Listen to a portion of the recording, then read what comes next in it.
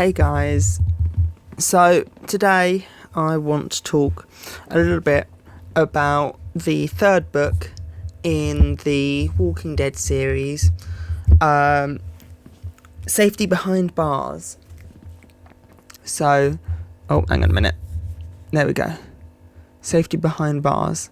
Now, as I said in the previous video, this does connect up to book 2 and book 4. So if I just whip out book 2 here real quick, you can see that actually they do, I can't see, line up of sorts. So that's kind of cool. So, a little bit of a warning, these next couple of books get really dark really quickly, and even by the Walking Dead standards, as to where the comic ended up with things like Glenn, bless his soul, the Whisperers, the Saviours.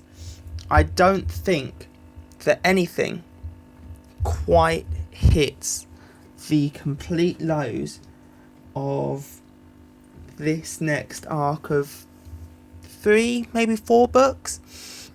So, without further ado, I'm going to jump right into it. So, it starts off with Rick and Tyrese and Andrea. They've just driven into the prison, because that's where we left off last time. And Rick, Tyrese and Andrea lock themselves in the prison courtyard, and they're clearing it out. And they're doing pretty well, just using their melee weapons like their axes and hammers and stuff. And then the doors to the courtyard, to the internal prison, burst open, and it's flooded, and there's a big panic, but they managed to clear all the zombies. So they sleep in the RV for a final night, and then they are quite rudely awoken with Laurie and her morning sickness. But after that, they make a plan, and Rick and Tyrese go into the prison to explore, whilst the others stay out, clear the bodies and babysit and all that sort of stuff. So they go into the prison and they enter the cafeteria, and when they enter the cafeteria, they come across a group of 4 survivors, called Dexter, Andrew, Axel, and Thomas. Now, the rest of the group go into the cafeteria once it's all been cleared out, and the path's all clear. And they all have some,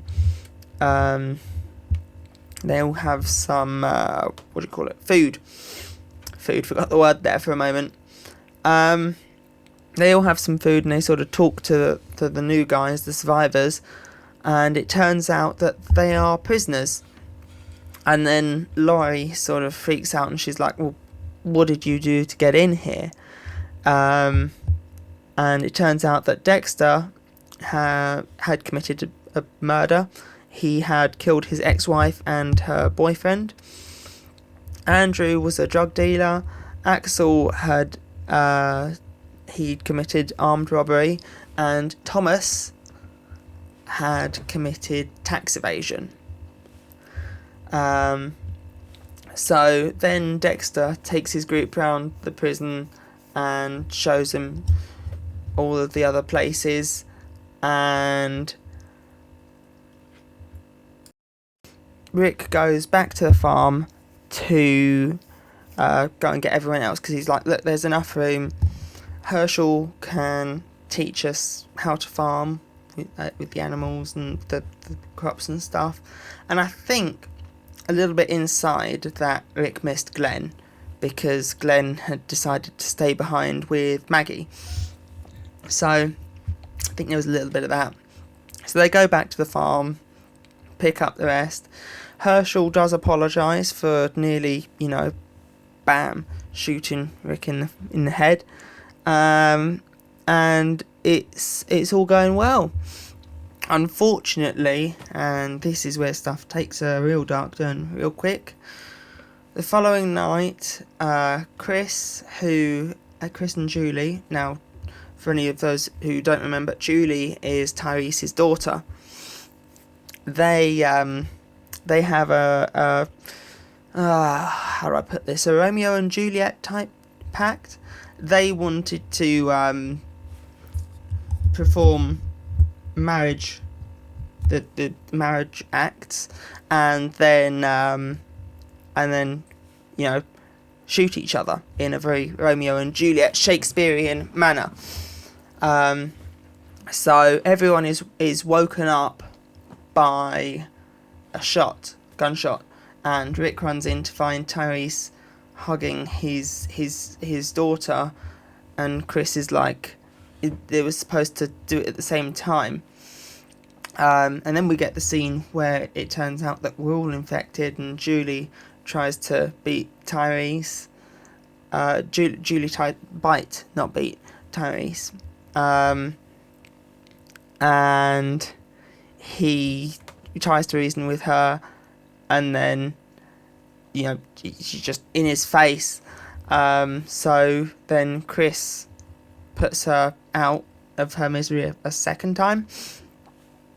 And then Tyrese basically chokes Chris to death with rage, and then he does probably unspeakable acts to Chris's dead corpse when he turns into a zombie.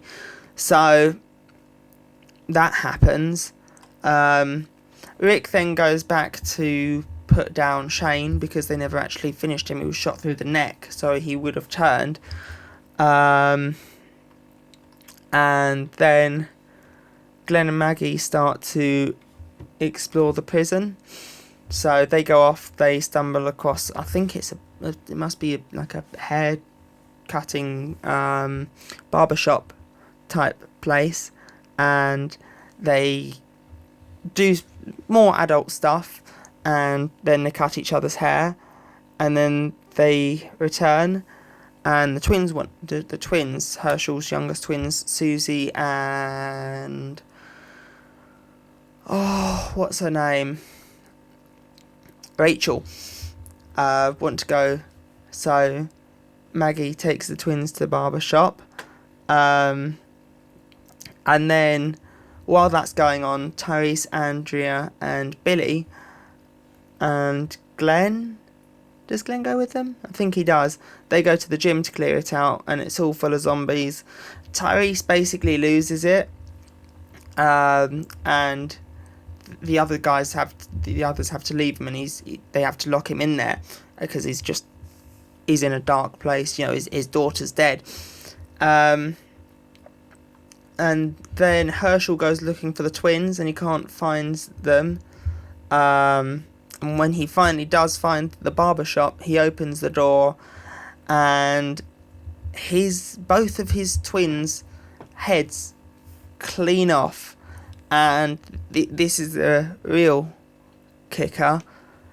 They when you first pan onto them, they're just dead, and they slowly start to sort of reanimate, and it's horrific scene that was. So then Glenn puts them down, and Dexter is locked in a cell because, well, he's been done for murder. And when Rick gets back to the prison, he's informed about the death of Tyrese.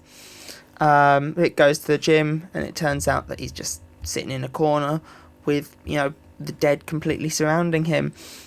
Andrew talks to Dexter in his cell about revolting, and going to the riot armory, and basically saying, right, let's grab the guns, let's get these people out of our home. And then Andrew, while this is all going on, very, very fast-paced book, this one of my personal favourites, but nearly at the end, while Andrew's doing the laundry, she gets attacked by Thomas, who is revealed to be the real killer. Andrea tries to sort of get Thomas to, bugger off and die, basically. and he manages to knock her down and sort of slash her face, cutting through her ear. And I think she does in the end lose a little bit of the bottom of her ear, but he sort of slices through her ear, and then she runs out into the courtyard screaming for help, and then Rick just beats Thomas to the point where his face is just shattered. I mean, he's still alive just about, but his hand's completely screwed. He's broken almost every bone in it. And Rick introduces the new rule of you kill, you die, which seems a little bit odd in the world of The Walking Dead, but there you go. They lock Thomas in the fridge because of the smell, but then, you know, they realise he'll suffocate, so they lock him elsewhere. Patricia frees him, but he attempts to kill her, and he's shot multiple times, I think, by Maggie. And Herschel is the only one to watch as they throw him out for the zombies. As some form of closure, I guess. And then, after all of that, Dexter, Andrew, and Patricia use the guns from the armory to threaten Rick's group and tell him to get the flip out of my house, which is a reference to the prison, obviously. So, all in all, a very heavy book, as in proper heavy. I don't personally think that there has been a book so heavy. Well, no, I say that I don't think there's been a book so heavy. The Governor, when the Governor was first introduced, that was heavy. That was proper. There was a lot of stuff happening there. But this is one of the very, very dark ones that I think is the essence of The Walking Dead.